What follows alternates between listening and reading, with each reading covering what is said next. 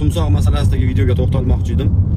Telegram sahifamizga juda ko'p olti arg'ililar o'sha tumsoqni rasmini tashab, Hamzada kanalda ko'rishibdi, shuni qayta hamma tashaverdi. Keyin shu ota-onalar haqiqatan ham agar rost bo'lsa bir ko'rishdi, ammo sun'iy intellektda tayyorlanganligini bilib bo'lmaydi. Zamon shunaqa rivojlanib ketibdi. Hattoki biz ham bilmadik. Endi ota-onalarga ogohlik sifatida chiqarib qo'yaylik. Shu yerda yurgan bo'lsa, shu ham tumsoq masalasida ham taqiqlangan joylarda cho'milmasin, kunlar issiq qoldi degan maqsad o'sha videoni biz tayyorlagandik. Rasmlarni bizga tashlagandan keyin u sun'iy intellektda tayyorlangan rasm ekan. Kimlardir bundan xavotir olibdi, boshqa bo'libdi. Juda ko'p odam o'zimga qo'ng'iroq qilyapti, boshqa bo'lyapti. Mas'ul tashkilotlardan uzr so'raymiz. Bitta narsani unutmaslik kerak. Biz nafaqat tumsoq, o'sha taqiqlangan joylarda farzandlaring cho'milmasin, ogoh bo'linglar degan maqsadda tayyorlaganmiz. Bu hech kimga bir husumatimiz yoki boshqa maqsad bo'lmagan.